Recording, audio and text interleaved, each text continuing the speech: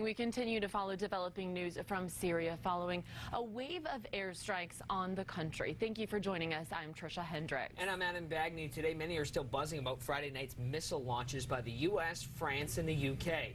The joint strike was in response to an alleged chemical attack on the Syrian people, which the country's leader believed was carried out by the Syrian government. The Navy launched more than 100 Tomahawk cruise missiles from destroyers in the Mediterranean Sea.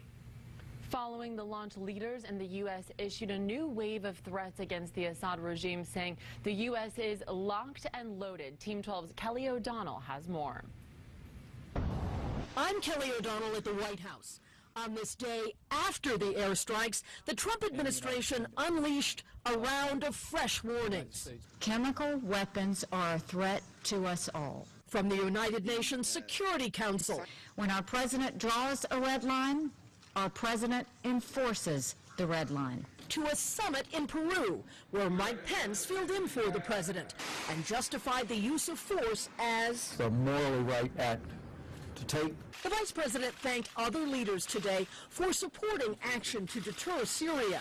And Pence called out Iran and Russia as patrons of the dangerous Assad regime. Our message to Russia is you're on the wrong side of history. That it's time for Russia to get the message that President Trump delivered last night. That you're known by the company you keep.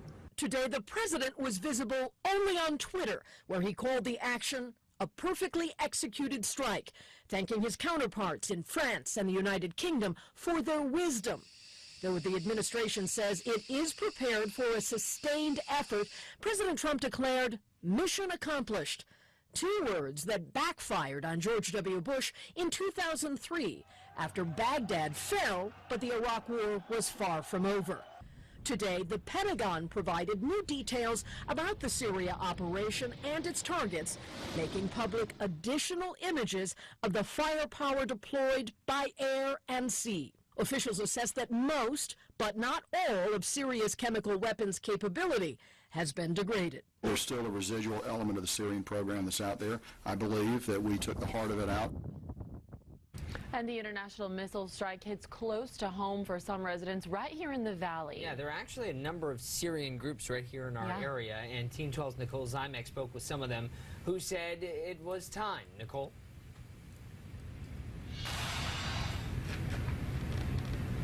And in a tweet this morning, President Trump criticized the media for criticizing him for saying mission accomplished after the first missile strike. He said, in part, the Syrian raid was so perfectly carried out with such precision that the only way the fake news media could demean was by my use of the term mission accomplished. I knew they would seize on this, but felt it is such a great military term, it should be brought back. Now Nicole joins us. Nicole? Syrian Americans we spoke to say they're happy to finally see action, one calling this a tipping point. But the question still remains, what comes next? The U.S. and its allies aiming for and hitting Syrian chemical weapons facilities. The Trump administration unleashing a round of fresh warnings. Chemical weapons are a threat to us all. From the United Nations Security Council. When our president draws a red line, our president enforces the red line.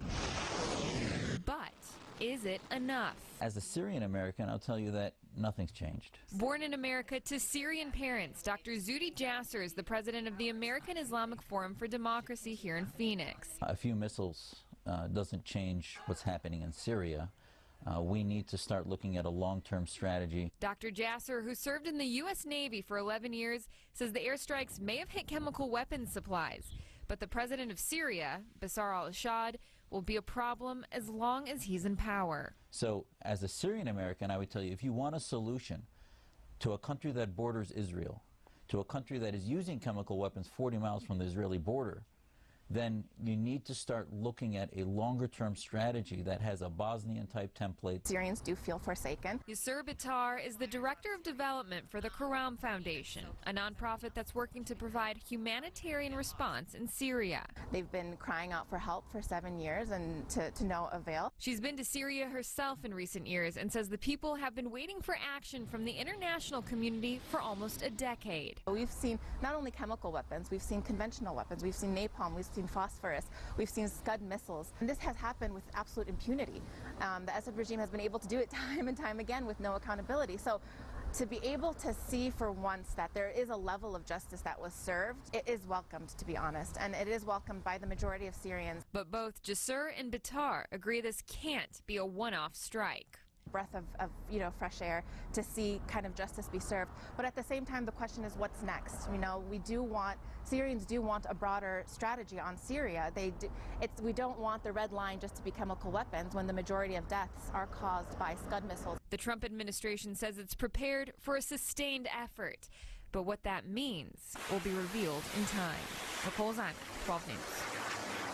And of course, we'll continue to follow this story throughout the day, both on air and online. The latest information, it's on our website, 12news.com.